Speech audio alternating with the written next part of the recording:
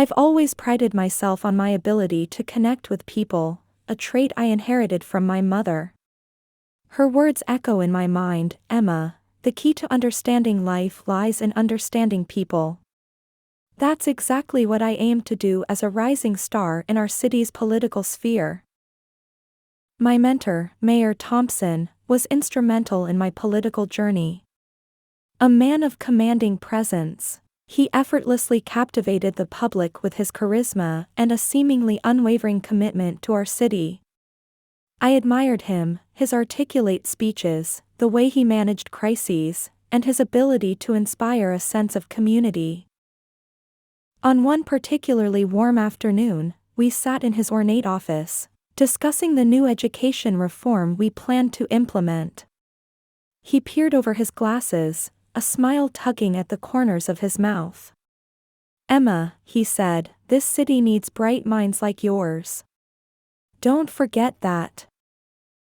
Under his guidance, I learned the nuances of public service. I experienced the frenetic pace of our city hall, observed the late-night debates over the budget, and felt the thrill of passing new initiatives that truly helped our citizens. There was something uniquely satisfying about watching our policies shape the city's future, a feeling of fulfillment that sparked joy and fueled my dedication. However, alongside this satisfaction, a sense of unease started to creep in. Late-night meetings became more frequent, conversations became hushed when I entered rooms, and financial documents conveniently disappeared when I inquired. I couldn't put a finger on it, but something felt off. The first seed of doubt was planted one evening when a disgruntled civil engineer approached me after a town hall meeting. In hushed tones, he spoke of contracts awarded unfairly and his fears of a corruption scheme. His words left me unsettled, casting a long shadow over my previously unwavering belief in Mayor Thompson. The stage was set for a drastic turn of events that would alter the trajectory of my political career and our city's future. There are times in life when our reality is upended, moments that change our worldview. For me, that moment came on a late Tuesday afternoon, a day that began like any other in the mayor's office. Mayor Thompson had left for a conference, leaving behind a sea of paperwork. As his trusted aide, it was my job to sift through the pile. Seated at the mayor's mahogany desk, the rays of the setting sun streaming through the tall windows, I began to sort through the documents. Buried in the stack was a folder labeled "Confidential." Driven by a strange mixture of anxiety and curiosity, I opened it to find a set of financial records that seemed to make no sense. At first glance, the documents seemed innocuous, just an array of numbers. But as I looked closer, a pattern began to emerge. There were transfers from the city's treasury to private accounts, coupled with contracts granted to dubious companies. My heart sank as the realization set in. These were records of under-the-table dealings, of bribes, and of a corruption scheme that ran deep.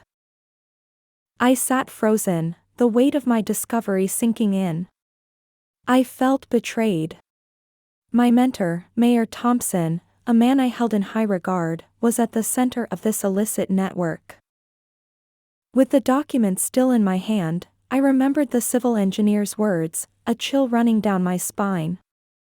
Suddenly, the late-night meetings and disappearing documents made sense. I was standing on the precipice of a scandal that would rock our city, the seeds of doubt planted earlier now a looming tree of betrayal. How could a man I looked up to be involved in something so heinous? Was I naive, or was he that good at deceiving us all? The question swirled in my head as I grappled with the challenging path that lay ahead. I was faced with a choice: ignore what I had discovered or embrace my duty to the people of our city. Little did I know, the decision I was about to make would change everything. Shrouded in the stillness of the night, my previous life as a detective sprang back into action. Armed with the suspicious financial records, I found myself slipping back into the world of covert operations and clandestine investigations. This time, my quest was not against an unknown perpetrator, but against the man I had once admired. The irony of it all was not lost on me. Days turned into nights and nights into days as I traced the hidden trails of corruption.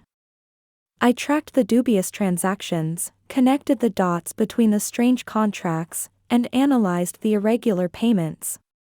Each piece of evidence I unearthed felt like a stab in my trust, but also a step closer to the truth. During the day, I had to play the part of the diligent aide, keeping my investigation hidden under layers of normalcy. Yet, beneath the veil of my day-to-day duties, my every interaction was tinged with suspicion. Every conversation I had with the mayor was a game of mental chess, trying to gauge his guilt without raising his suspicions. But this dual existence did not go unnoticed. I began to receive anonymous threats. One morning, I found a note slipped under my apartment door. It read, "Stop digging, or you'll regret it." The sight sent a shiver down my spine, but it also confirmed my worst fear: my mentor was indeed hiding something. One evening, after a particularly long day at City Hall, I received a threatening phone call. The voice on the other end was distorted. "Emma, this is bigger than you. Drop it." The warning hung in the air even after the call ended. I was playing a dangerous game, not just with my career, but with my life. The fear was palpable, a constant companion in my quest for the truth.